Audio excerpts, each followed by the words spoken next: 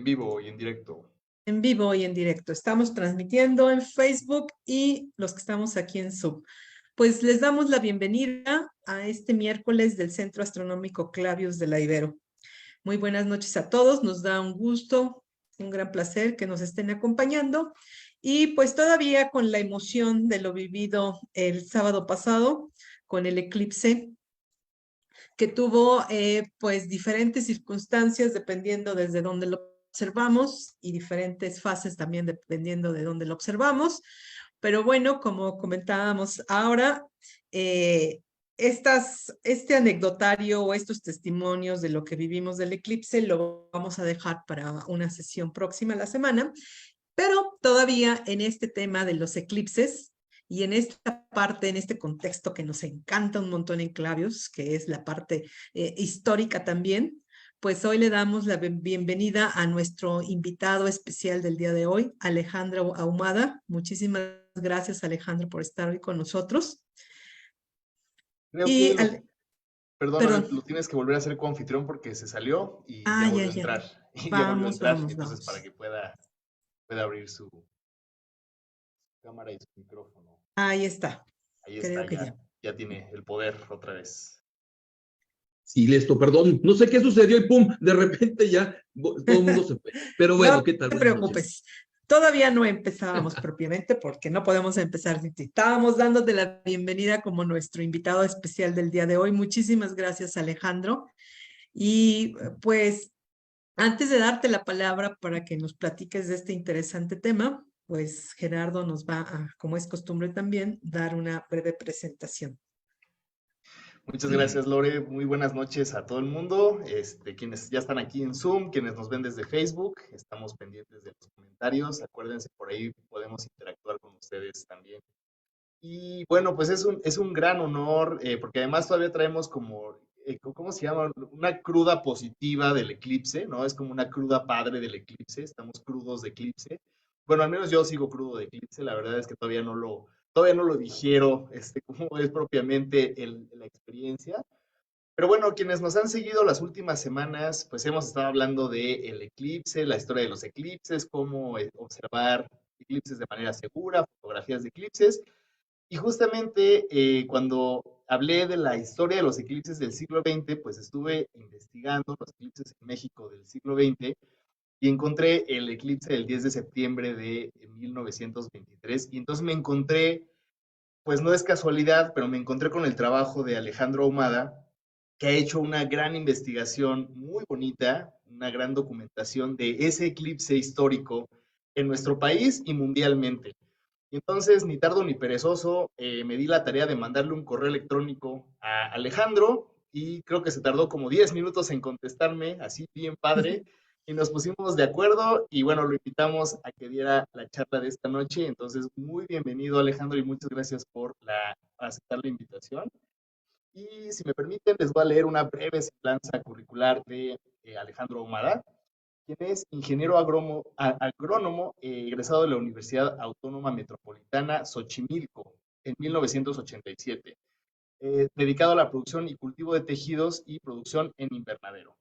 Es fotógrafo desde 1980, especializado en la creación e integración multimedia a partir del 2006.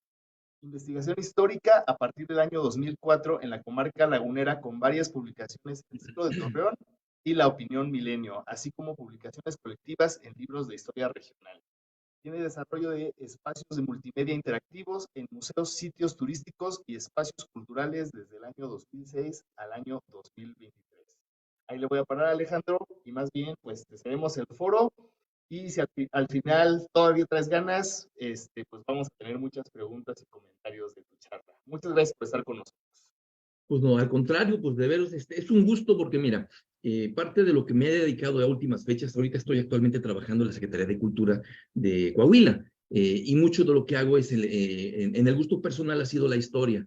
Y dentro de la historia, pues la parte más importante es el orgullo y la identidad. Aquí hay muchos poblados que igual son historias muy diferentes al centro del país. Yo nací en el DF, pero bueno, tengo ya un buen rato aquí en el norte del país, donde es una historia muy, muy diferente. Y pues bueno, dentro de esa historia regional que ya tengo haciéndola desde el 2004 más o menos, y publicando en lo local, pues hay temas que nos unen en muchas cosas. Y coincidentemente en la pandemia, que hubo que guardarse un buen rato, pues eso provocó que me dedicara a investigar, pero con muchas, muchas ganas, después de encontrarme con una fotografía precisamente en el caso de Yerbanice, en el eclipse de 1923, con muchas cosas que no entendía, porque al final de cuentas la pura fotografía me mostraba mucho, pero no entendía nada. Al final de cuentas era un tema en la que simplemente, pues normalmente volteas al cielo para pedir, para rezar, para cosas igual, para admirarte muchas cosas que ves en el cielo, pero nunca me había clavado tanto en la cuestión de la astronomía. Y en este caso, pues bueno, 2019, empiezo a encontrar diferentes cosas en eso. Digo, ah, caray, esto es un eclipse. Y al empezar a investigar y adentrarme y hacer contactos por todos lados, pues voy entendiendo ese gran rompecabezas que me llevó de 1923 hasta fácil 1850. Igual la época de Comte, la evolución de las investigaciones, digamos, de las materias, la forma de voltear a ver la ciencia y hacia el futuro. Al futuro con los eclipses, 2024, se vuelve a oscurecer. 100 años después de ese eclipse de 1923, el mismo lugar, Pasaje y Hermanís, donde estuvieron algunas de las expediciones que estuvieron participando, se vuelven a oscurecer poco más de 100 años. Y luego, pues, con el gusto, y después en el presente con la tristeza total de que, bueno, 1919, Sobral celebró un centenario, monedas, todo lo que pudo haber de celebración, obviamente por la cuestión de Einstein, y después 1922 con Gualala. En el caso de ese eclipse, en el 2022, un centenario que se festejó, y a México le tocaba en este año. Y a México se le olvidó. No les importó, porque a final de cuentas todo quiero pensar que la emoción se clavó en este que acaba de pasar el parcial y en el total del 24. Igual aquí en la región, pues batallé mucho para tratar de hacer la difusión. Y de hecho, pues bueno, parte de todo ese entorno de 2 años de investigación, pues fueron muchas, muchas cosas que empecé a tocar. Entonces, pues como lo menciono, sí, hubo 2 poblaciones que vivieron en ese momento. En la actualidad ya no hay gente, bueno, no hay gente que sobreviva después de 100 años de ese suceso, pero sí son historias que quedaron así que te la platicaban los papás, los abuelos, y cuando voy llegando a los poblados, principalmente en la cuestión de Pasaje, era una historia que estaba presente en todos lados, o sea, con toda la gente. Todos los niños en su momento habían escuchado de su papá o de su abuelo que había habido algo, ese eclipse y todo ello. Entonces, pues se volvió así como las matemáticas, porque igual todo ese entorno se hizo una celebración, que es con lo que voy a acabarte la plática, que era como las matemáticas. Se celebró un día donde hubo un eclipse, pero no hubo eclipse. Y toda la gente fue a celebrar esa historia que traían guardada en el corazón, que de hecho fue muy, muy interesante todo ese desarrollo. Pero bueno, esa es una pequeña introducción, porque de veras sí son demasiadas cosas. Me fui a demasiados temas y en este caso, pues para esta plática, la voy a centrar un poquito más en el desarrollo de ese eclipse, en las expediciones que participaron, y voy a empezar a hablar de la importancia, el por qué era importante, porque al final de cuentas, ese primer eclipse, pues fue como un mundial, y primer eclipse porque fue donde vinieron expediciones extranjeras a hacer mediciones, fotografías y demás cosas en México. Entonces, anteriormente no se había tenido eso y prácticamente era el mundial en ese caso. Y ahora, pues 100 años después, pues aquí en la comarca lagunera, pues vamos a tener a la NASA y a lo mejor 2 o 3 fabricantes de telescopios y algunas cosas más que también ahí comentaré más adelante en ello. Pero bueno, esa es, digamos, la introducción, y cuando me digan, comparto pantalla. Listos. Es todo tuya la pantalla. Bien, va para allá.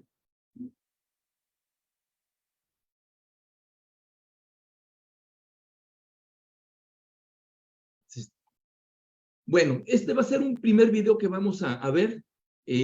No va a haber nada de explicación mía, simplemente fíjense lo que van a ver por ahí, por favor.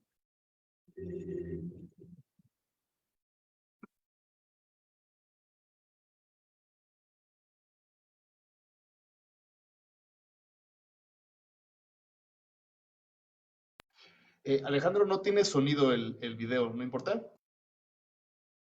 Déjame entonces repetirla.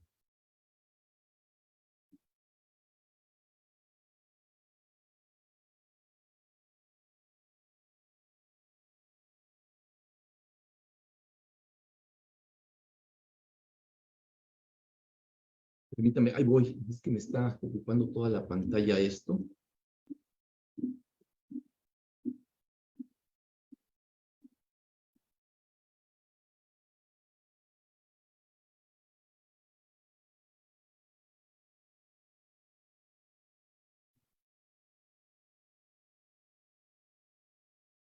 Listo.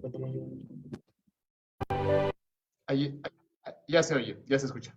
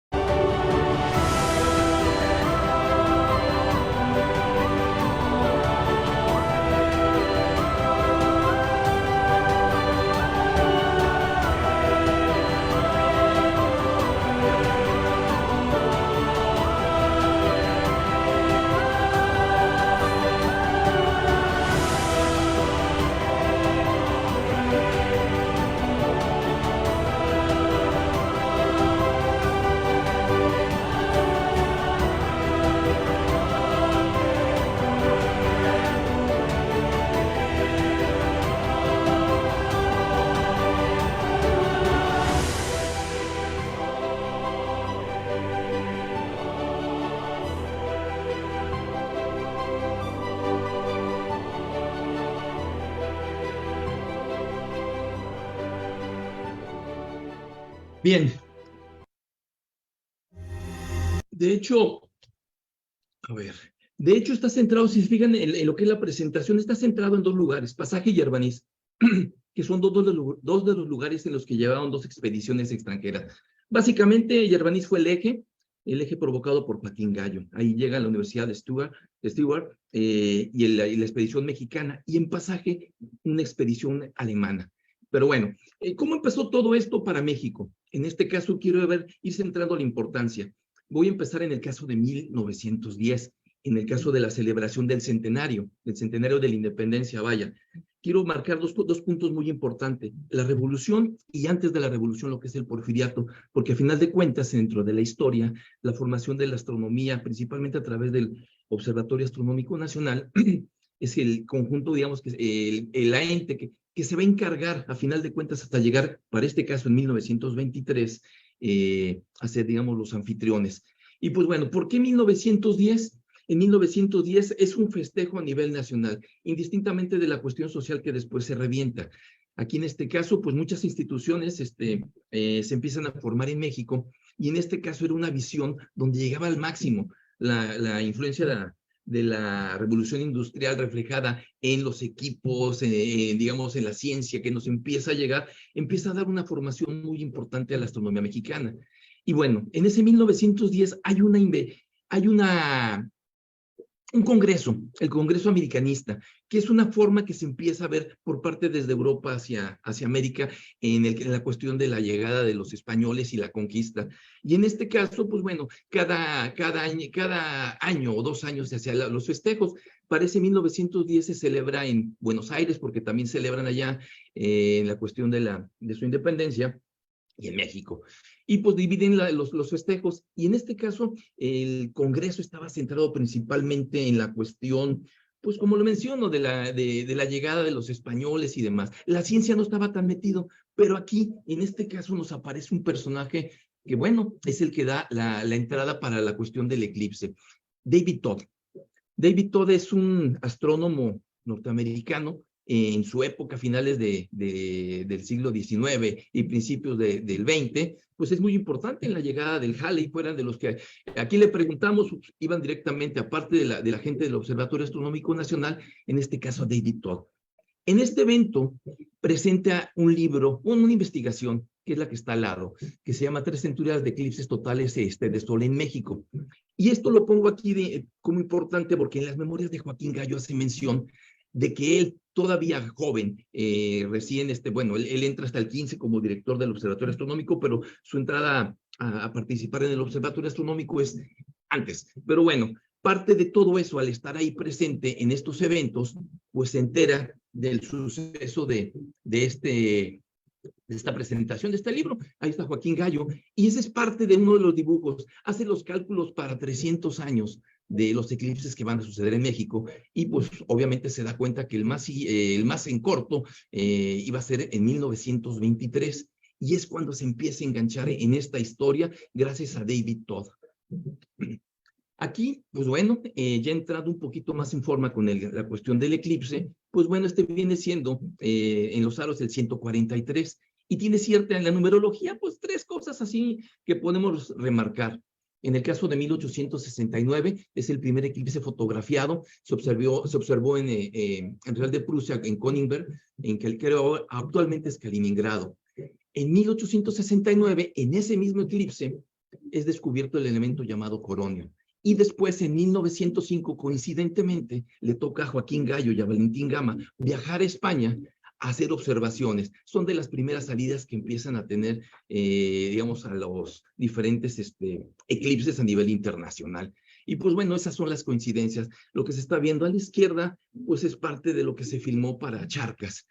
Hubo filmación para en el caso de Yerbanís y de Pasaje, pero realmente no encontré en ningún lado. Tuve comunicación tanto como en Alemania, con Estados Unidos y diferentes lugares, y vaya, no hubo. Aparentemente había una copia en la Cineteca Nacional que a final de cuentas, investigando, buscando, no, realmente tenía el puro registro de que se había filmado.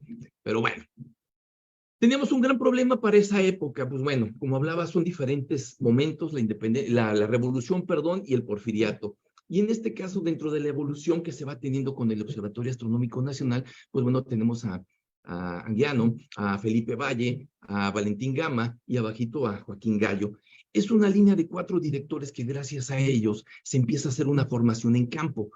Interesante porque, pues bueno, todo el desarrollo del Observatorio Astronómico con las altas y las bajas en la investigación, pues bueno, es como traer el mejor equipo que a final de cuentas en esas altas y bajas, en los viajes que se tuvieron, todo el mundo aclamaba y les decía, ¿cómo que es posible que les hayan comprado eso? A grandes rasgos, palabras más, palabras menos, porque era difícil tener todos esos equipos, y mucho fue pues gracias a la observación de Venus que se tuvo para esos momentos ya después, la cuestión de la carta del cielo y todo ello. Pero bueno, toda la práctica el investigar cómo manejar los equipos, pues requería la práctica diaria. Y pues bueno, en la cuestión de los eclipses, pues empieza a ver las primeras expediciones.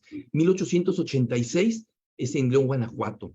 Después es un eclipse anular. En el caso de un eclipse total, la primer viaje que tienen, no hay total aquí en México para esas fechas, 1889 es invitado a Norman, California, donde de ahí, después de terminar las observaciones, pues sigue una serie de viajes. En este caso fue Felipe Valle, si no mal recuerdo, el que tiene que hacer las visitas a diferentes centros astronómicos, y le están dando pues grandes palabras por el observatorio que se tenía, y sobre todo en esa época que México no tenía como en la actualidad, que la cuestión de cuestión lumínica. Pues bueno, la altura de la Ciudad de México era envidiable para la gran mayoría de los centros astronómicos a nivel mundial. Aunque México tenía en cierta forma buenos equipos, pues bueno, tenía esa ventaja. Otro eclipse que es anular en 1897 es en Aguascalientes. No me quise adentrar mucho aquí de cada uno de los eclipses. Están fotografías, resultados, memorias, todo eso, pero bueno, básicamente es la mención para mostrar ¿cuál era el conocimiento que se tenía para ser anfitriones en 1923? Después, en 1905, como lo mencioné, es la cuestión de en Almazán, España. Ahí le toca a Cruz Felipe Valle y a Gallo. Les toca estar allá presenciando y participando. De hecho, uno de ellos participa no en el caso de tomar fotografías, sino le encargan hacer el dibujo como la antigüita para esa época, con las aclaraciones de que tenía que estar escondido en un lugar, bueno, completamente oscuro, para que al momento del eclipse, al abrir los ojos, pudiera tener mayor claridad posible para hacer los dibujos pertinentes del observado, digamos, en la corona solar. Y 1908, pues es el eclipse que también, en su importancia, aunque es anular, pues cruza también Estados Unidos y no viene para acá ninguna expedición extranjera. En este caso, aquí tenemos el eclipse del 28 de junio. Ahí están mencionadas, cada punto son las expediciones que participaron. El crecimiento de la astronomía en la cuestión de los eclipses, pues ya empieza a verse ahí por diferentes espacios.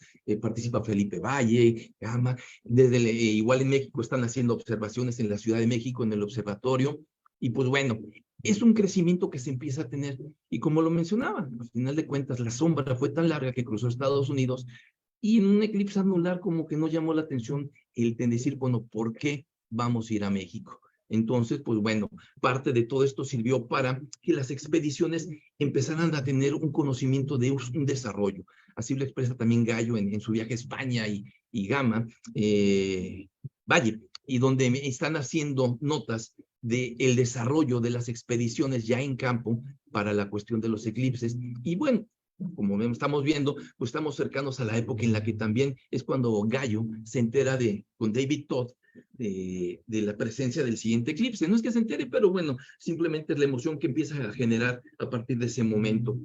1905 vamos a empezar a hablar de dos partes, Europa y México. En el caso de 1905, pues es Albert Einstein con la cuestión de la teoría de la relatividad, que a final de cuentas, pues muchos ya sabemos el entorno que genera, en este caso Einstein, en ese desarrollo de esos años, en la cuestión de su teoría. Ahí a un lado está parte de lo que fue la publicación. Siempre he tratado de encontrar lo más cercano a lo que estoy hablando, y pues bueno, es parte del material encontrado. Y pues bueno, como mencionaba, tenemos aquí dos problemas. En el caso de México, la revolución. ¿Y por qué? Porque a final de cuentas en la revolución detiene todo. A partir de la revolución ya es cuando toma la dirección Gama, Valentín Gama, y después Gallo, Joaquín Gallo. Pero desgraciadamente en la cuestión gubernamental caen en un problema de dinero y se detiene todo. Prácticamente tienen que estar buscando trabajos alternos como profesores y todo ello, y se cierra una temporadilla ahí el Observatorio Astronómico Nacional, y pues bueno, la preparación, pues bueno, el eclipse seguía en la fecha y no había nada que detuviera esa fecha, tenía que llegar. Y la situación del país era muy, muy complicada. En el caso de la Primera Guerra Mundial, pues hubo varias cosas que también en cierta forma, aunque es un evento bélico, favorecieron a la cuestión en el caso de Einstein.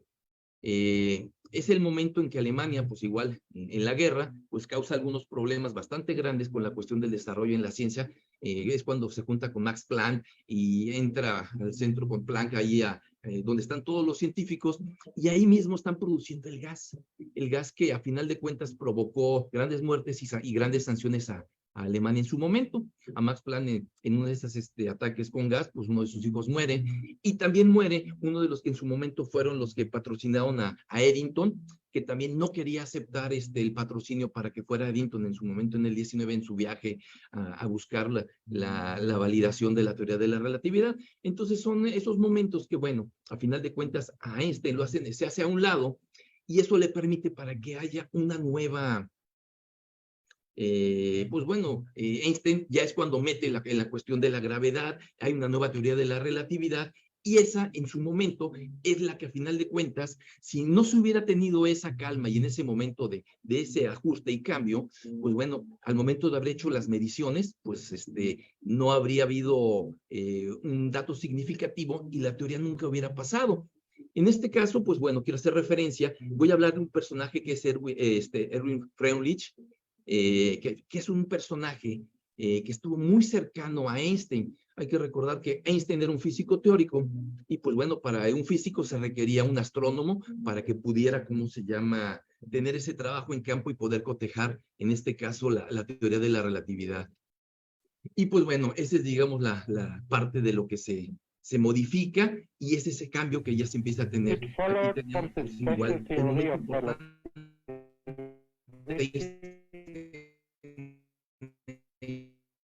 está hablando un poquito, me gusta ponerlo ahí porque muchos no conocen la voz. Pero bueno, a final de cuentas es el personaje y en un momento dado Freundlich es el brazo derecho que al momento de que se entera en 1913 que hay una posibilidad para poder validar la teoría de la relatividad, era mediante las fotografías en los eclipses. Y Freundlich, pues con la cercanía con Einstein, incluso pues trata de hacerla, de viajar a Crimea en 1914 y no tiene fondos. De hecho, en parte de las publicaciones que se tienen del momento, pues Einstein incluso ofrece financiar a Freundlich para que pueda hacer esta medición. Freundlich, como lo decimos, es importantísimo porque, bueno, al estar enterado de que los eclipses podían ayudar a la validación, pues bueno, hay un personaje en Estados Unidos que es William Wallace Campbell, que es el director de la Universidad de Lick. Y él, en caso de Lick, desde 1898 están haciendo fotografías del eclipse con cámaras de gran formato. Y pues se lanza a platicar Freundlich con Campbell.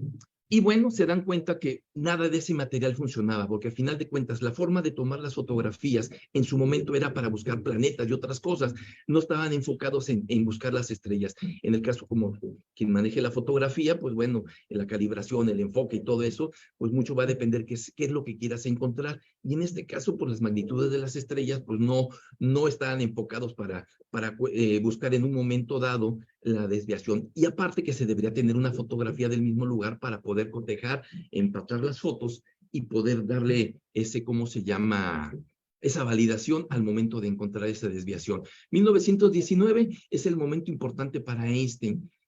Y aquí es, pues bueno, es Einstein con Eddington. Y en su momento, pues bueno, Eddington, pues hay muchas teorías en el caso de por qué se le dio la validación.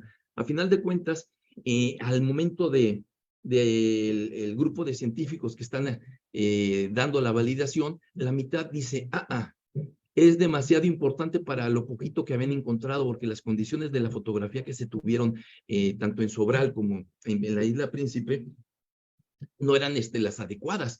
Las condiciones climáticas no fueron buenas y la calidad de las fotos eran muy poca, era mala, y en su gran mayoría, y muy escasa, digamos, en el número de fotos, si no me recuerdo que fueron 5, pero bueno, no le daba esa validación. ¿Y qué sucede? Pues bueno, en la cuestión mediática, a Eddington le hacen, ¿cómo se llama? Ese es lo que él expone, y ese es lo que se pone a consideración. En la cuestión mediática, pues bueno, se le da a Einstein esa validación, aunque fue la mitad y todavía quedó el comité científico diciendo que no, al ser tan poco el tiempo y las fotografías, pues bueno, todos los siguientes eclipses tenían que estar tomando fotografías y que se tuviera la mejor calidad posible. Así como nos sucedió hace unos días de que se nubló, pues bueno, era la gran mayoría de todos los eclipses en esa posibilidad, y reducía la posibilidad de tener esas buenas fotografías. Y pues bueno, para 1919, eso es lo que se da. Y en este caso, pues bueno, Einstein, como lo menciona el equipo alemán, que era el más importante para Einstein, al momento de que para 1914 Einstein hace la mención de que va a financiar, pues al final de cuentas se consigue el dinero y se va. Pero en el inicio de la guerra, en el caso de la expedición alemana junto con la de Wallace Campbell, pues bueno, se inicia la guerra en los días que están llegando y les confiscan el equipo en Crimea, actualmente Ucrania, y pues no puede hacer ninguna medición ni nada. El grupo alemán, Freundlich, es encarcelado por ser parte del país que estaba en conflicto. A Campbell le dan oportunidad de hacer mediciones y todo eso, pero también le quitan el equipo, que después en el 18 en Venezuela no puede tener los equipos para seguir haciendo mediciones. Y pues bueno, en el caso de Alemania, pues las consecuencias de la guerra, aunado que todo el equipo fue confiscado, pues bueno, parte de ese equipo se queda ahí y es el que nos toca en su viaje para México posteriormente en los años. Esta es una de las fotografías que se presentan para, en el caso de Eddington. Y pues bueno, ¿qué sigue? Pues ante la medida de, y era como que el campeonato mundial, como igual siempre lo menciono, todo esto era una lucha para ver quién lograba tener las mejores fotografías y llevarse el crédito. Pues bueno, en este caso le toca a la Willis Wallace Campbell de la Universidad de Leeds, toca viajar a Wallal, Australia, y le toca las mejores condiciones que podía tener para fotografiar el eclipse y hacer otras mediciones. Y eso le da la validación. A final de cuentas, el momento importante se logra con Campbell's, que es el que inició las fotografías con equipo de gran calado, digamos, de gran tamaño, no el grupo alemán. Para esas fechas también se acercó Freundlich queriendo hacer fotografías, pero con el grupo holandés con el que participó no llegaron a Australia, pero tampoco tuvieron buenos resultados en lo que se buscaron. Aquí tenemos un poco una fotografía que nada más no me clavo en la parte de Australia. Por ahí hay un video que también después les menciono donde lo pueden ver, que hice en el caso para Wallal y Campbell's. Aquí en este caso, pues bueno, es el momento en el 19 donde hay un comité de eclipses que también participan Campbell's, Miller, los principales astrónomos, y bueno, a él, como ser el contacto ya como director del Observatorio Astronómico, pues bueno, ese contacto para todas las expediciones. Ese es parte del material que va ofreciendo. Le piden que sugiera los lugares, que haga mediciones en la cuestión del clima. Pues 2 años antes, desde el 19, están haciendo mediciones de clima, reparte gente en la línea principal de la sombra, y bueno, hace la sugerencia en las primeras lugares a ofrecer, y bueno, esa es parte de lo que presenta Joaquín Gallo, donde son los espacios que ofrece, y recordemos que en los 20s tenemos el problema pues bueno, ahí está el clima, teníamos el problema de la comunicación. Prácticamente el ferrocarril era el único medio existente para poderse mover en cierta forma rápido para aquella época. Y pues bueno, el eclipse en Estados Unidos era una pequeña franja que solamente podían tener la oportunidad de hacer mediciones y fotografía. Y pues bueno, el principal problema, pues ya lo sabemos, era el clima. Para del 19 al 23, prácticamente en la comarca lagunera, que fue gran parte creo que del país, las condiciones del clima eran de poca lluvia. Realmente aquí fueron 2 años de sequía previos al 23, y pues tenía las mejores condiciones para que pudieran visitarnos en este caso, aquí a la comarca lagunera.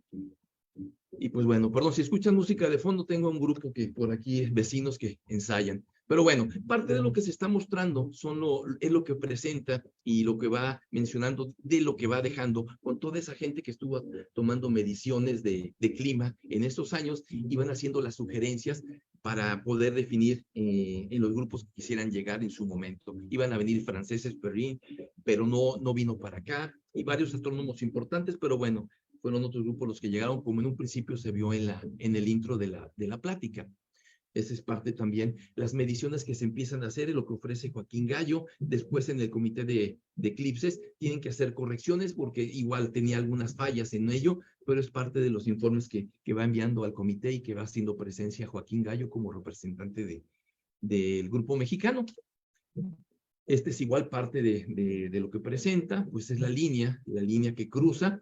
Y pues bueno, en la cuestión de la comarca lagunera, pues hay varias cosas importantes. Todavía se está viviendo el problema posterior a la revolución. En esta parte tocó muy fuerte del 11 al 16, en la cuestión de las invasiones, las tomas de Pancho Villa y el entorno, pero al final de cuentas hasta el 1929 se calmó todo, y todavía se tenía problemas de inseguridad, pero bueno, era parte de... Pero la línea del ferrocarril facilitaba el acceso para quien quisiera venir. Los demás espacios, para el caso ahorita lo vamos a ver, en el caso de otros lugares, pues bueno, lo hicieron por terracería o por la arena. Lo que mencionaba anteriormente, pues bueno, la parte que llegaba a Estados Unidos iniciaba pegado en las costas en California, y era una franja muy escasa y con mucha probabilidad, por la cuestión costera, de nubes. Es algo similar que se plantea para Mazatlán en el caso del 24, las nubes que pudieran tener y vaya, las mañanas con demasiada pues, nubosidad o bruma. Entonces, pues bueno, aquí deciden participar, bueno, varias expediciones americanas que vamos a ir viendo. Y empezamos con la primera, que es, digamos, uno de los primeros intentos. Este es el primer intento que se hace para fotografiar el eclipse desde un avión. La curiosidad y demás. Realmente la propuesta que tenía, él era un astrónomo que estuvo participando en diferentes observatorios en Estados Unidos, fue un militar, tenía los contactos para poderlo hacer y pudo organizar, en este caso, pues la primera observación que se tuvo. No lo hizo con un avión, tuvo un grupo de 5 aviones con diferentes puntos y pues bueno, parte de esto se empieza a ver aquí. Aquí tenemos, en este caso, pues la franja, no se logra ver muy bien, pero bueno, de arriba, en la franja extrema arriba, pues hay algunas pequeñas letras A, B, C, D, E y F, que son los puntos que se dedicaron para que ahí estuvieran aviones al momento de la sombra total. Y para colmo de males, las nubes fueron abundantes. Entonces hacen mención de los tipos de luces que se tuvieron, de lo poco que se pudo apreciar, y de todo esto pues fue dejando un antecedente para siguientes intentos. Desgraciadamente no se tuvieron datos científicos importantes, pero sí la experiencia del observar las nubes, la coloración y vaya, la forma y la velocidad en la que eran atravesados por el paso de la sombra. Este es igual de los mismos reportes, parte de los aviones que se utilizaron, igual 2 pilotos, uno para el camarógrafo, los aviones hidroaviones que también eran los que les ofreció la Armada la Naval de Estados Unidos. Este es otro de los aviones que se utilizaron. Tuvieron que pedir permiso para México para poder cruzar la parte de Tijuana, porque era parte del área para volar, y pues México aceptó perfectamente bien. Pero bueno, es el primer intento y también en su carrera continuó con otras cuestiones similares en lo que empezaba a hacer la fotografía aérea. Pero bueno, se tiene como un buen intento y vaya, los datos también fueron importantes en su momento porque también no se tenía el antecedente. Y en este caso, pues bueno, a las personas interesadas, pues era el conocer cómo se observaba desde el cielo la sombra. No encontré, estuve buscando por todos lados y no encontré filmación de esto. Por ahí creo que debe estar guardado, no sé si esté digitalizado aún, pero bueno. De ahí nos vamos. En la parte igual de Estados Unidos, el observatorio de Yerkes, en este caso, pues el punto más cercano y óptimo para poder hacer las primeras observaciones aquí en Estados Unidos, pues viene siendo en la costa de California, en la isla Catalina, que era el espacio más cercano.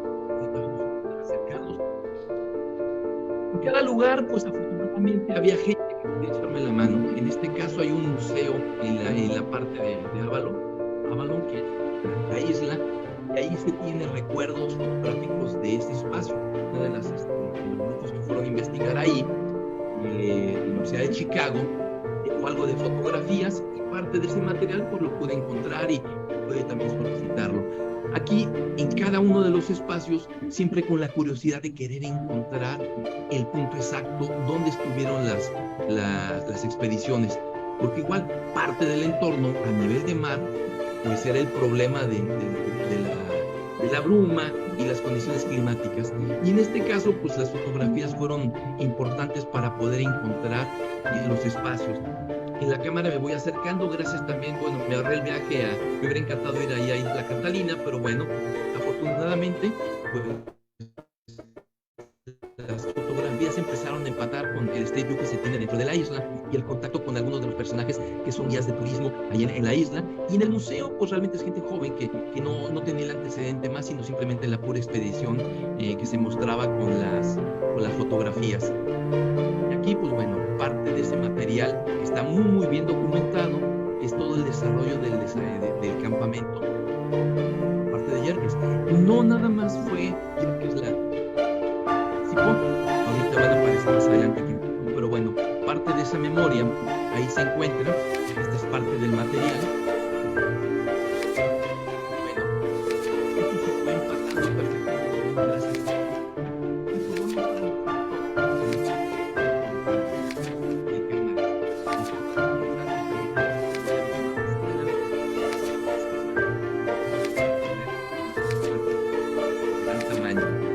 material que se hago. Este ya lo armé el ojeable y pues bueno, mucha de la fotografía también está destrozada, está ya coloreada, que también es parte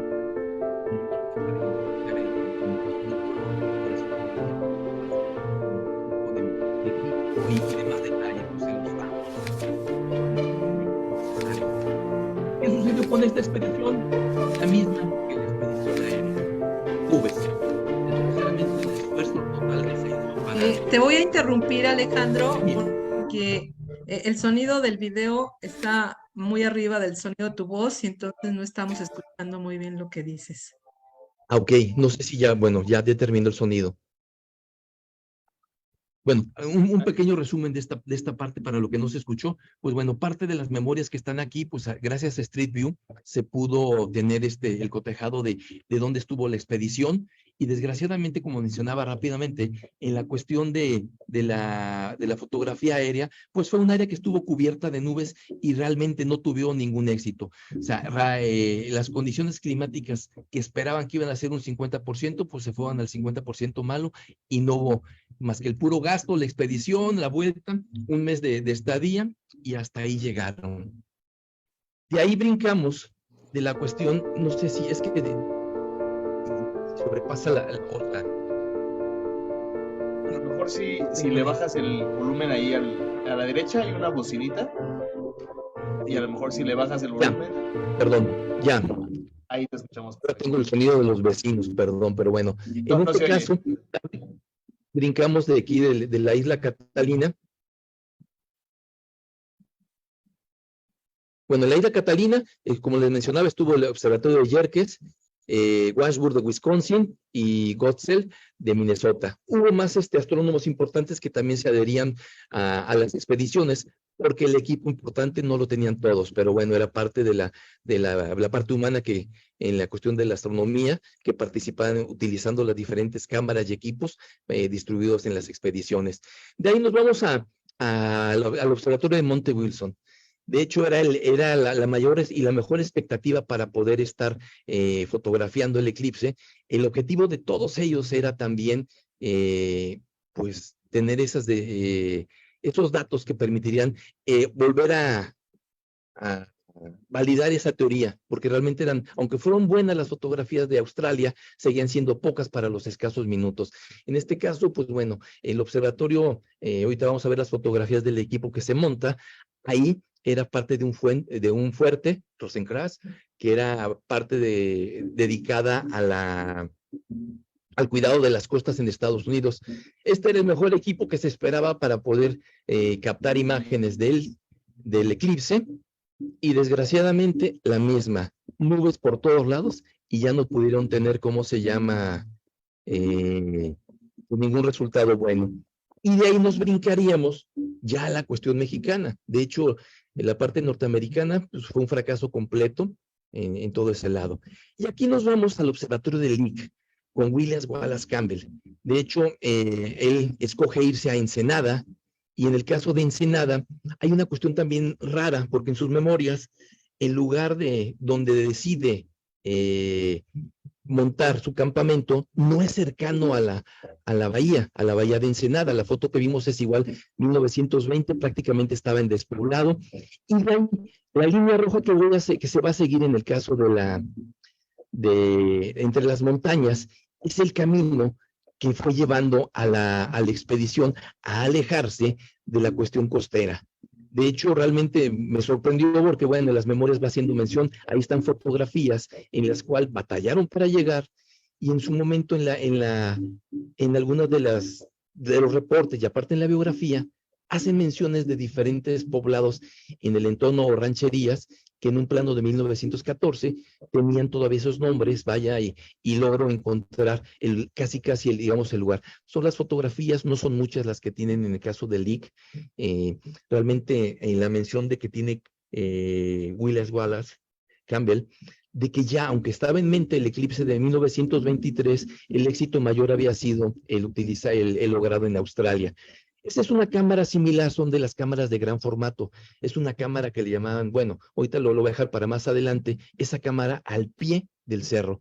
Y ese es, digamos, decidió ponerse al pie del cerro para la cuestión climática y poder hacer la observación. Ahí más o menos se logra ver la distancia que se tuvo entre la bahía y el lugar donde estuvo ubicado, una planicie que pudo haber rodeado, pero bueno, las fotos me fueron ayudando para poder encontrar. En este caso, pues las fotografías fueron relativamente buenas, pero no fueron lo suficiente bueno para poder seguir aportando datos. De aquí, pues nos vamos a la parte de la Universidad de Stuart en Arizona, una universidad americana, pero desgraciadamente el presupuesto que tenían y que les ofrecieron fueron de $500, y eso les provocó pues tener que irse con pocos recursos, y decidieron ir a Puerto Libertad. Tuvieron que pasar Hermosillo, Altar, y pues vaya, las penurias que cuentan en sus trayectos pues son buenas y bastantes, pero a final de cuentas lo logran hacer. En este caso del director de la Universidad de Arizona, pues bueno, tuvo buenos resultados. Las fotografías, afortunadamente, con Street View, pues logran dar ahí el fondo. Ellos deciden utilizar una cámara horizontal, que más adelante hablaré un poquito de ellos, que básicamente son las cámaras de gran formato. En este caso, pues bueno, si se logra, bueno, si se fijan en la cámara, pues realmente es una cámara formada con lo básico, vaya, casi con lo que encontraron para poder hacer el túnel y la distancia. Esas fueron cámaras sin lente, que las utilizaron para hacer la fotografía. Esa es parte de la cámara horizontal. Y pues bueno, la parte cubierta en blanco es el espacio donde estaba el chasis o los chasis, ahí están. El mecanismo es sube y baja, que también es parte importante de lo que es la cuestión de las cámaras, que más adelante hablaré un poquitito más de ello. Entonces, pues bueno, ese es parte del desarrollo que se tuvo. También no hubo celebración y festejos ahí, ni en Ensenada, ni en Puerto Libertad. Y de ahí, pues nos movemos ahora a la parte más cercana a la que me toca. En este caso, pues bueno, vamos a ir a la cuestión de Durango. La distancia y la diferencia en el kilometraje, pues esto lo provocó el ferrocarril, donde prácticamente, pues bueno, el ferrocarril fue el que hizo todo. El único equipo europeo que llega es el que llega a Pasaje, el grupo alemán. Y aquí en el caso de Yerbaniz, pues bueno, es la universidad de identificado los lugares, ahí fui, caminé y los encontré, y ahorita vamos a ver un poco más. Ahorita va a haber un acercamiento. En la parte rosa es donde estuvo el grupo mexicano. En la parte amarilla es donde estuvo la Universidad de Sproul. Adelante la primera raya, pues bueno, son las vías del ferrocarril, que fue parte del acceso, y pues bueno, es un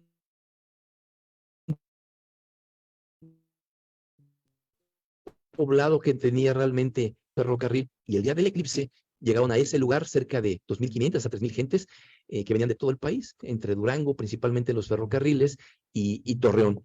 Ese es parte del campamento norteamericano que también ahorita vamos a ir viendo. Es la parte que está más documentada, porque una de esas fotografías fue la que mencionaba, que fue la que inició toda la investigación. Y pues bueno, aquí gran parte, como lo que les menciono, las fotos eran en blanco y negro, están pintadas, y pues bueno, eso ayuda mucho para la identificación de los equipos. Ahorita vamos a ir a la parte del acercamiento del equipo utilizado. Estando ahí en el recorrido, pues tuve la gran suerte de encontrar una base de los equipos que se utilizaron. En este caso era la cámara Einstein, la cámara de 2 lentes que se desarrolló especialmente para la fotografía, para poder cotejar la teoría de la relatividad. Y aparece ahí el nombre de la universidad, Sproul, que de hecho en este centenario no se pudo ocupar, pero iba a ser parte de un monumento en el espacio de Yerbaniz, junto con un reloj solar, pero bueno, ahí quedó pendiente. Pero bueno, las condiciones de los poblados de Yerbaniz y Pasaje eran muy diferentes, y se enfocó todo para Pasaje. Entonces, ese es parte de lo encontrado. Hay mucho material fotográfico que empata muy, muy padre, sobre todo en la cuestión del desarrollo del eclipse. Joaquín Gallo estuvo ahí, están las memorias de Joaquín Gallo, Anastasio G. Sarabia, que es un personaje, un historiador muy importante, que de hecho quien lo haya escuchado de Anastasio Sarabia es así nombra los premios Banamex actualmente a la cuestión de la historia. A este lugar también llegó un astrónomo, pues bueno, geógrafo importante, Severo Díaz, que también tiene su nombre por allá en Jalisco. Pues bueno, también estuvo participando aquí como observador. Entonces, muchos personajes importantes llegaron. Estas fotografías son parte antes y después de que se termina el eclipse, empatan perfectamente bien con el área de la estación del ferrocarril. Las narraciones del siglo de Torreón de ese día son muy importantes. Hay 5 narraciones que van describiendo esas notas. Igual voy a dar la página donde están ahí esas narraciones que ya están publicadas en el periódico. Y pues bueno, casi no ha cambiado el espacio. Y ahí van apareciendo parte de lo que se va dando de ese día, la banda que a final de cuentas cuando se logra el oscurecimiento total, la gente que entona por gusto propio, digamos, el himno nacional, también la banda toca un silencio. Y pues bueno, es una emoción que todo mundo narra, desde Joaquín Gallo, Anastasio G. Sarabia, en el caso de la Universidad de Sproul, pues igual también están las narraciones de ellos. Y aquí, pues bueno, actualmente el terreno está lleno de hierba, de nopales y plantas con espinas, que me dejaron buenos recuerdos, pero bueno, gracias a los cerros se empiezan a utilizar. Esta es otra de las cámaras muy utilizadas desde 1896. El diseño original es de un Chevrolet, que es el que diseña ese tipo de cámaras para poder tener pues el material fotográfico de gran tamaño. Ahorita más adelante lo vamos a ver, el tamaño de negativos o de positivos que se tenían, o de transparencia, que era el que permitía poder hacer una observación clara en la corona y obtener los resultados. Ahí está la cámara Einstein. La base que se logra ver ahí es parte de esa encontrada dentro de la maleza, la que está firmada por la Universidad de Sproul. La cámara también a la derecha de doble lente. Hay diferentes modalidades. Esta es una vista atrás, en lo alto de uno de los cerros, es el campamento mexicano, que igual Joaquín Gallo cuenta las penurias. Llovió y llovió y llovió y llovió por 20 días, y el equipo que les surtieron pues eran usado y lleno de agujeros, desgraciadamente. Pero bueno, hago la mención, como lo decía, el proyecto que se esperaba como clima, que era una sequía total, nada. Fue la peor lluvia de mucho tiempo, donde realmente fue un obstáculo para la calibración, para el establecimiento de los equipos y sobre todo el uso.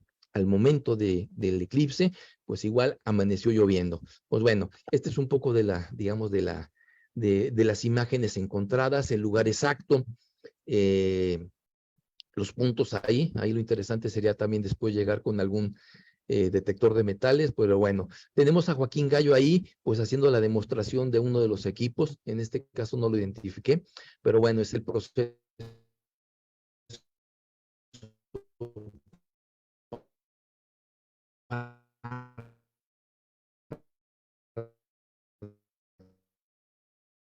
de esa identificación. Y pues bueno, Joaquín Gallo era el director, y al lado ahí tenemos a la Universidad de Sproul. Igual, una convivencia muy interesante que también los mismos americanos lo mencionan en las memorias de Miller, y lo que va presentando, pues hacen mención de la hospitalidad encontrada en una época en la que, pues como lo mencionaba, la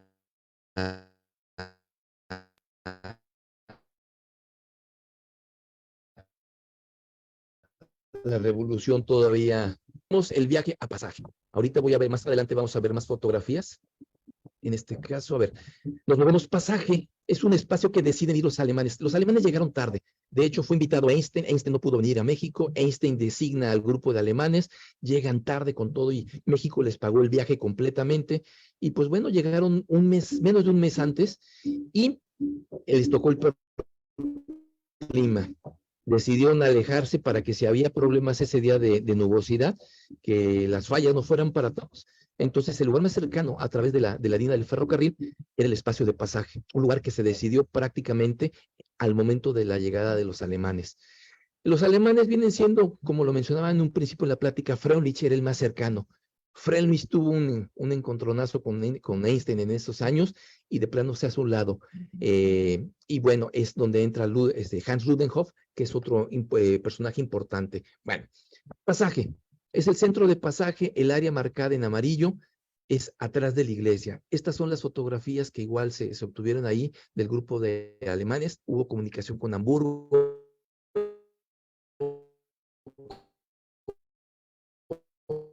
Potsdam. El grupo estaba conformado por Hans Ludenhoff, que era, y el de Hamburgo, y Kohlschütter también, eran, digamos, de la parte de otro observatorio en Alemania, se me fue el nombre, pero vaya, es el equipo que conforman y viene directamente designado por Einstein. De hecho, por ahí también, no sé si lo incluí, pero bueno, parte de la invitación que hace México, ahí aparece. Este es el equipo que designa, que hace Freundlich. Es un equipo de 2 tubos específicamente diseñado para las observaciones, para poder buscar esa validación de la teoría. Y en este caso son 2 tubos enfocados a un mismo celostato, y pues bueno, ahorita lo vamos a ver a mayor detalle. Este es el equipo que, hasta donde tengo entendido, fue confiscado en Crimea, que era el primer lugar donde se iba a utilizar por parte de Freundlich. Y pues bueno, hasta que después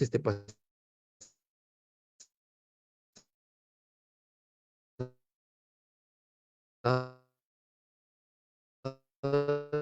guerra se logra obtener 8 toneladas de equipo.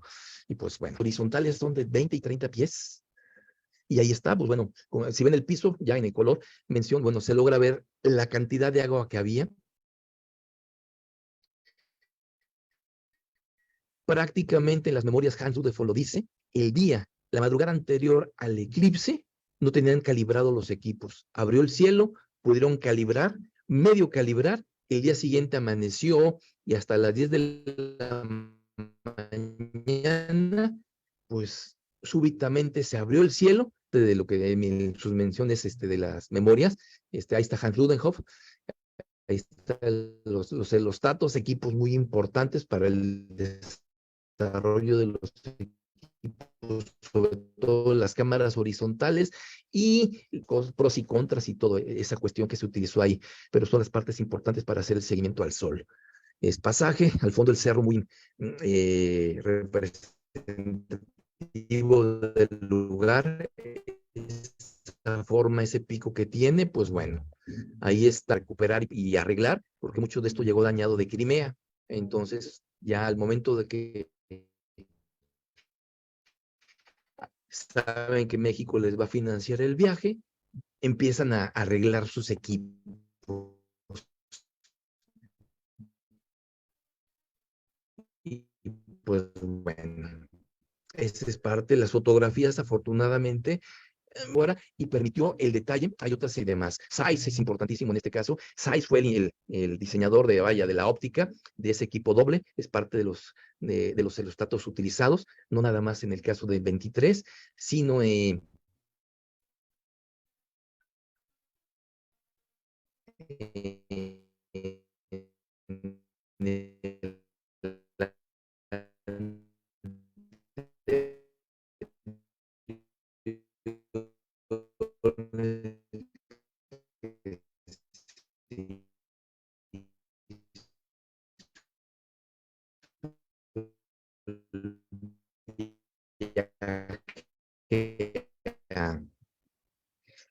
muy bonitas, las bases de metal, de concreto, no había cemento ni nada, tuvieron que traerlo de Durango, y pues muy cercanas a mí, que al momento que habían atrás de la iglesia, los equipos horizontales, que más adelante, las lentes de 5, 8 pulgadas, que es todo un entorno, vaya, es hacer esas cámaras. Esta es una forma en la que llegaban las fotografías, es el equipo más importante para los alemanes. Pudieron utilizar, según las memorias, todos los equipos, alguna cámara horizontal.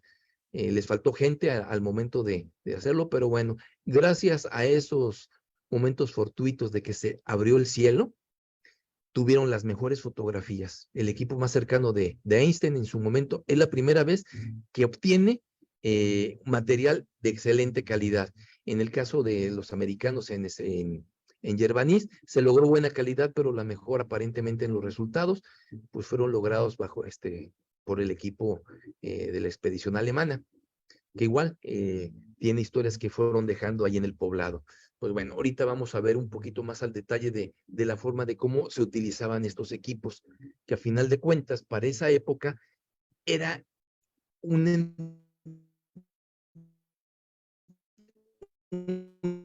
evolución de las cámaras. Parte del material, pues igual, no hablo alemán, pero bueno, ahí está la población de pasaje.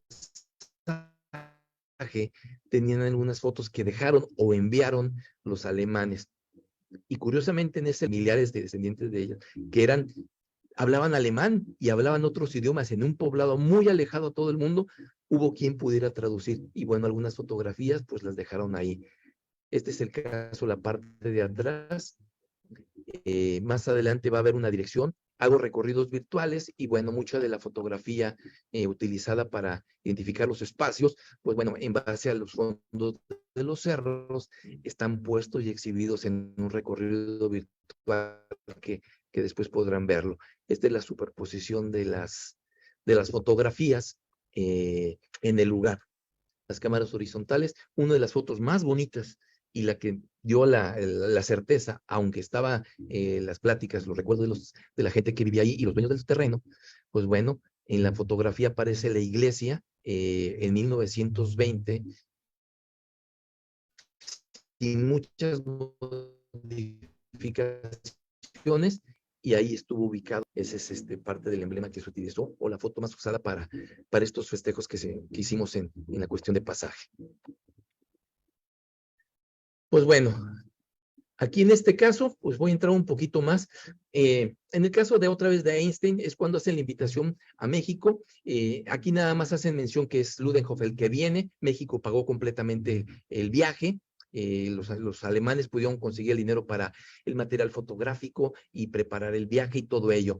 Pues bueno, esa es parte de... Y como mencionaba, la parte Einstein no iba a venir a acampar aquí a un mes o 2 meses. En este caso, pues bueno, la parte de los astrónomos era la que iba a desarrollar todo. El enojo que tuvo Einstein con Freundlich, pues bueno, Freundlich es el del lado izquierdo.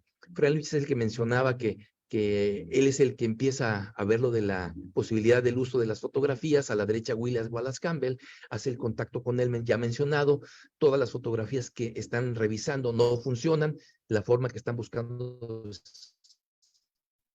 es otra cosa, no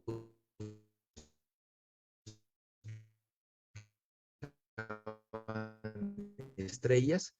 Y pues bueno, desgraciadamente para Freundlich, pues bueno, ir haciendo investigación. Él es el que desarrolla la torre Einstein, que todavía está en Alemania, y pues Campbell es el que logra todo ello, pero son los personajes que se empiezan a entrelazar en la historia para el 23.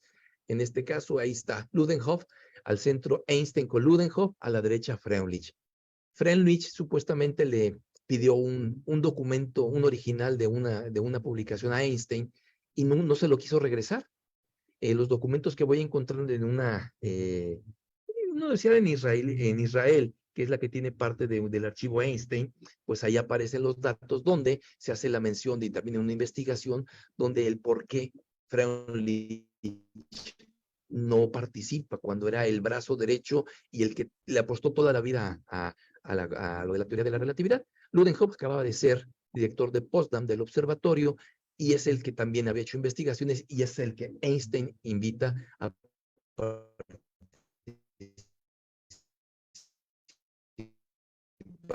Ludenhoff en el tiempo tiene cosas a arqueología maya en México y en Sudamérica o en Centroamérica, y pues él se dedica a hacer la interpretación de muchos de los jeroglíficos mayas, y a la fecha siguen siendo tomados en cuenta en todos los descubrimientos que hizo para la astronomía en la cuestión maya. Pues bueno, el cotejado son las fotografías. Este es el equipo que se utilizaba para poder utilizar. La fotografía se hacía en el momento y posteriormente dirigido al mismo lugar en la noche o días después, se hacía la fotografía, se empataban y era una pequeña desviación. Eso es lo que mencionaba, que antes de la Primera Guerra Mundial, si se hubieran tenido resultados en Crimea, en el eclipse, pues a lo mejor, no a lo mejor, por lo que dicen las investigaciones, no se habría validado la teoría. Al contrario, Einstein habría quedado como un mentiroso. Así lo ponen en el extremo, pero bueno, eran milímetros que a final de cuentas tenían que hacer. Y aparte, ahorita también lo voy a mencionar, la cuestión de las magnitudes de las estrellas y la toma de fotografías. Esta es una de las fotografías que se utilizaron. Ahí están marcadas las estrellas, los puntos de referencia, sobre todo los más cercanos a el Sol, que era al momento de empatar esa desviación que podía tener, y tenía que tener una coincidencia con la numerología, con las fórmulas de Einstein en la cuestión. La cámara, esta es una fotografía de 923, ese es el equipo utilizado aquí en Pasaje, era el arma estrella alemana, en esta época, pues bueno, ese es del 28, y pues bueno, ya vemos ahí la indumentaria de algunos de los que acompañaron, ahí algunos militares. Aquí está el equipo, es muy interesante el manejo, son dos tubos. En el extremo, pues bueno, obviamente la parte, en el caso de las letras, el tubo que está hacia arriba en la parte de abajo, el que hace un eje con el tubo horizontal, es el celostato. El celostato está a su vez manejado en la base, en el lado izquierdo está un motor que es el que está regulando el movimiento, que regula el movimiento del celostato para coincidir en las tomas.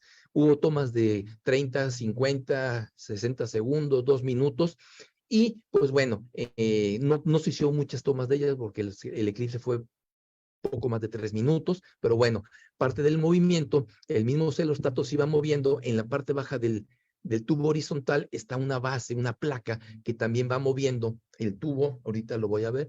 Este es el acercamiento de cómo estaba conformado. Y ahorita nos vamos a ir a las otras cámaras. Pero era un mecanismo muy interesante, y sobre todo tener en cuenta que la fotografía, aunque ya se empezaba a desarrollar a finales del 890, todavía se utilizaba el dibujo, el daguerrotipo, para poder utilizar la descripción de la corona. Pues empieza el desarrollo de la fotografía, y es en todo, en gran formato, en los papeles fotográficos, en los químicos, en el desarrollo de los lentes, en la cuestión focal, y pues bueno, es toda una ingeniería muy compleja. Esta es la vista desde arriba, son los rieles que se están manejando, que a su vez se están moviendo a los tubos con la sincronía. Eso lo tuvieron que calibrar prácticamente minutos antes del inicio del eclipse, porque a final de cuentas, en las estimaciones, las mediciones astronómicas que traían y la ubicación del Sol, pues bueno, a final de cuentas, en el momento tenía que ser exacto con la calibración del celostato, y a su vez el movimiento de los tubos que tenía que ir a la par del movimiento del Sol, para que, de la Tierra, para que tuviera esa claridad. Si no, provocaba un barrido y la fotografía era un fracaso. Aquí la cámara ya con más detalle, por eso ahí está la marca en el tubo blanco. Y pues bueno, aquí se logra ver, en este caso no puse el acercamiento, pero la calidad de la foto permite tener esa cercanía en la fotografía y una cierta claridad. Esta es la vista de la iglesia. Al extremo, donde estamos viendo en uno de los tubos, eran los chasis, era la parte que había que estar cambiando. Normalmente había un campanero que era el que estaba contando las campanas por segundo, que era el que iba dirigiendo, era el director de la orquesta, que es el que iba marcando en las campanadas, y previamente se ensayaba y se practicaba para hacer el cambio de las placas, que eran las que se iban a estar exponiendo. Otra de las vistas, que también una muy buena calidad, no sé si se logra ver a través de internet, pero bueno, el trabajo ya en la amplitud y todo lo demás, vaya, muy buena calidad del equipo, las fotos alemanas. Es una foto tomada por el grupo mexicano, por un fotógrafo mexicano, pero bueno, es parte de ese equipo. El extremo frontales son formatos más grandes, y pues también con el uso siempre del celostato. En este caso el movimiento era del celostato. En el caso, como se mencionó en el de Stuart, ahí en Puerto Libertad, el movimiento era hacia arriba, era diferente el mecanismo, que vaya, era una variante de las cámaras que cada quien iba adecuándolo, pero era toda una ingeniería de cálculos, como lo menciono. El causante de todos estos es aquí está Chevrolet, es el que diseña las cámaras de gran formato. Es donde se empieza la historia con Wallace Campbell. Es el que inicia las fotografías en ese gran formato. Ese cuando para 1911, el otra vez mencionado Freundlich, todas esas fotografías enfocadas a buscar planetas y demás que no sirvieron, pero es el que empieza a desarrollar todo este tipo de fotografía en gran tamaño. En todas las expediciones de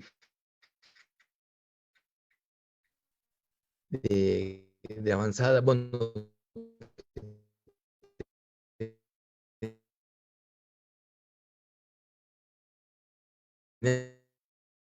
LIC, la Universidad del LIC, era el soporte, pues iba a estar en función, inclinaciones van de acuerdo a la posición baja era la que se estaba moviendo. Abajo del lado derecho, pues igual ya tenían ahí esta es una foto, no me acuerdo si es Sumatra, pero bueno, porque ya está el telescopio Einstein. Este es el equipo utilizado en Yerbanis por la Universidad de Sproul. Muy similar, cada universidad hacía sus acoplamientos. En este caso, los que están al frente son los telescopios utilizados para la cuestión de la cámara Einstein, es la del lado derecho, junto al que está de camisa blanca al pie de la torre. Igual, cada uno eran cámaras fotográficas para poder tener diferentes detalles de la corona, no nada más para la cuestión de la teoría de la relatividad, pero sí estaban enfocados, tenían la cámara fotográfica, la de doble lente, y en el caso también la de gran formato, el celostato estaba, no se ve aquí, pero estaba en la parte extrema a lente, en la parte alta, que era un mecanismo que también tenía que estar coordinado con el movimiento de la placa. Esta es otra de las fotografías. Arriba está tapado en blanco, está cubierto el celostato. Abajo es parte de la instalación de los demás cámaras fotográficas. Una de un solo lente, la otra doble lente al centro con espalda a la torre de soporte de la cámara de gran formato. Son 60 pies. Y abajito está una cabaña. Es un cuarto oscuro. Era un cuarto donde estaba el extremo, el soporte del chasis con movimiento. Y vaya, los mismos americanos, junto a la par con los mexicanos, cada uno estaba controlado, aunque estaban cercanos, cada uno tenía su campanero y estaba contando las campanas y cada uno en sus equipos estaba haciendo un seguimiento en tiempo para poder aprovechar al máximo los minutos que se tenían del oscurecimiento total. Este es igual, la cámara que se trajo es la misma cámara que, pues no la misma cámara, sino la adaptación de la cámara de la que estuvo en Australia en Gualal. Vaya, los lentes y demás. Esto es lo que se utilizó al pie del cerro en el caso de Ensenada. Esa es parte de lo que ya se ha visto de las expediciones. El grupo mexicano, pues realmente presentó como mejor equipo una cámara horizontal. Ahí están las tiendas de campaña que mencionaba que fue una queja porque llovía más adentro que afuera. Las cámaras alemanas, igual fueron 2 cámaras de gran formato horizontales, que en un momento dado el problema de la cercanía y la forma que estaban ubicados era el sol, la humedad y la variación con que les provocaba el calor y los problemas que podían tener al momento de hacer la fotografía que no le dieran una claridad plena. Entonces eran las diferencias a utilizar, por eso era preferiblemente más usado la cámara vertical, bueno, la cámara hacia arriba, como las anteriores, las de Sproul y la de Lick. Los equipos importantes, como menciono, ahí están los lentes, el tamaño de lente que se tenía que tener ahí. Igual, algunos, la apertura ya era fija, y vaya, el cálculo del diámetro, bueno, de la distancia focal, era importantísimo para la claridad. Y aquí está, un resumen. Este está enfocado a la Universidad de Lick. Entre 1889 y 1932, Lick tuvo 15 expediciones y eso representaban 39 minutos. Era el tiempo necesario para poder aprovechar las fotografías. Entonces, era importantísimo. Por eso es también parte del grupo científico que dice, no, sigan tomando fotografías. La validación con Einstein, con Eddington, no era realmente plena. Abajo están parte de lo que se menciona en las diferentes investigaciones encontradas, las fallas del instrumento, los errores del operador, la mala sincronía del segundo y del tercer contacto, las condiciones de visión variable durante la totalidad. Entonces, había muchos factores que al momento de la fotografía no iban a dar ese logro. Lick lo tuvo ante la experiencia en todas las expediciones y el tiempo se lo dio, y la fortuna en Australia. Los alemanes lo pudieron hacer aquí en Pasaje. Sproul hizo la aportación también al momento de presentar sus resultados, igual aportaron buenos resultados. Otra cosa, la distancia focal, que es lo que mencionaba el diseño de las cámaras, pues en esa época las camaritas chiquititas, pues bueno, para poder tener el tamaño de la fotografía a utilizar, pues bueno, era el desarrollo de los grandes formatos, y era todo aún, como lo menciono, una ingeniería. A final de cuentas pues bueno, la distancia focal del tamaño del equipo, cuál utilizar, cuál definir, el tamaño del cuerpo de la cámara, la sensibilidad del material fotográfico, el enfoque, el tiempo de exposición, los químicos, era todo un entorno. Y el problema de todos esos equipos de gran formato era que al momento de hacer la fotografía y el tiempo de exposición, pues iba a haber una variación de luz en donde tenía que encontrarse si la posibilidad máxima al momento del oscurecimiento, las estrellas o los planetas que estuvieran alrededor de la corona iban a ser los que iban a ayudar para ese cotejado de la teoría de la relatividad y otros datos aparte, no nada más eso. Ha sido insistente esa cuestión por lo que representó Einstein en su momento y demás, pero la magnitud que actualmente tenemos, pues bueno, era la utilizada. Entonces, no siempre se tenía. Ahorita no recuerdo qué constelaciones son las que van a aparecer en el siguiente eclipse del 24, por ahí ya las tenía vistas, pero bueno, eran los puntos importantes en cada eclipse al momento del oscurecimiento, porque no nada más era la claridad, todos los factores que menciono, sino aparte, las estrellas con las magnitudes suficientes y sobre todo cercanas a la corona solar. Bueno, ya estamos acercándonos al final. Para este evento, hace un año se abrió la página que es la de centenario del eclipse del 10 de septiembre del 23, Pasaje y Yerbanís. Se centró en un principio, estábamos entre Yerbanís y Pasaje. Al momento de que la historia, pues la empecé yo en una fotografía, al tiempo hubo gente que se enamoró del proyecto, un grupo astronómico de la localidad, el Grupo Astronómico Gómez Palacio, y gente de la sociedad civil que igual empezamos a ver. El día que fui por primera vez a Pasaje y a platicar con los primeros, la gente más grande, y empecé a escuchar que de ese recuerdo, pues la gente se empezó a emocionar, y fue cuando les dije, oiga, pues ¿por qué no hacemos algo? Y no faltó el que me dijo, yo pongo una vaca, yo pongo un becerro, y así como que iba a ser una celebración casera.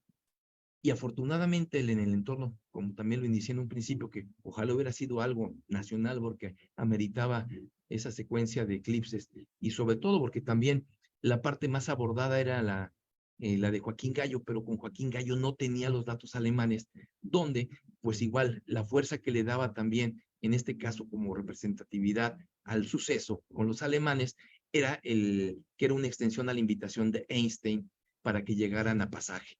Y así se dio, y los resultados a final de cuentas fueron buenos. Aquí está lo que mencionaba, en este caso es la página del recorrido virtual. Es una animación que hago, las fotografías utilizadas en el mismo lugar que se identificó, el 10 de septiembre en este caso las fotografías. Ahí está el dueño del terreno, que en su momento él mismo me dijo que las bases las había quitado porque fue un terreno para sembrar. No tenía muy en claro si sabía de los alemanes, y vaya, bueno, el entorno de ese recuerdo, pues igual resurgió para este 10 de septiembre de este año. Ahí van a encontrar el link más, creo que la siguiente página, donde aparece el código QI, si no, de todas maneras lo comparto. Son las fotografías que gracias a los cerros se empató. Y ahí, en el festejo, se hizo un campamento de observación, pues teniendo presente que ahí, en este caso, se tenía el antecedente alemán. Bueno, esa es parte de lo que está en la página. De ahí nos brincamos a la página. Es museos360.com.mx/Pasaje. Ahí está el recorrido virtual. Es un resumen de 2 años de investigación, incluso con las diferentes apps. Pude encontrar en el lugar el momento exacto, adecuado en el 23, la ubicación del sol, el momento del eclipse, la orientación, y vaya, fue formando las piezas que en su momento fueron dando la certeza de la ubicación de los equipos, tanto en Yerbaniz como en Pasaje. Ese es el grupo que se formó. Parte del grupo, ahí atrás está el cerro con esa forma peculiar que se tuvo, ahí es a unos cuantos metros de la espalda de la iglesia donde estuvieron los alemanes. La difusión se hizo muy grande, mucha participación de niños, el grupo de astronómico participó con telescopios, fue muy visitado. Es un pueblo de 1,200 gentes y estimamos que llegarían arriba de 2,500 gentes. Y es como mencionaba, que es una historia como las matemáticas. Se celebró un centenario de un eclipse que no hubo eclipse. Fue un recuerdo que acercó a toda la gente. Y pues bueno, ahí está la participación. Se hizo igual observación en el día, gracias a los telescopios. La respuesta fue increíble de la gente. Ya se parte del evento en la noche. En la noche se hicieron los observaciones nocturnas. El cielo de ahí es precioso, una oscuridad impresionante. Y pues bueno, parte de ese día ahí está. Y ahora, en el 2024, ¿qué viene? Pues bueno, como lo vieron en el video, se juntan el eje, y en el eje de la sombra, Pasaje y Yerbaniz se vuelven a oscurecer. Justamente 100 años, 6 meses y 29 días del que sucedió el 10 de septiembre del 23. Exactamente, bueno, sin contar las horas, 36,736 días. Eso es lo que se va a celebrar en el 2024. Este es lo que mencionaba. Este es lo que viene. La historia de la celebración ya pasó. En este caso, hace unos días, como en todo el país, en su porcentaje. Siguen cosas interesantes para Pasaje. Como lo mencionaba también antes de línea, pues bueno, normalmente uno voltea al cielo para rogar, para pedir, para otras cosas, pero no para la cuestión científica o la astronómica. Pues bueno, ahora se está buscando un entorno para que sea un punto de observación para la divulgación. ¿Sabe? Estoy completamente, ¿cómo se llama?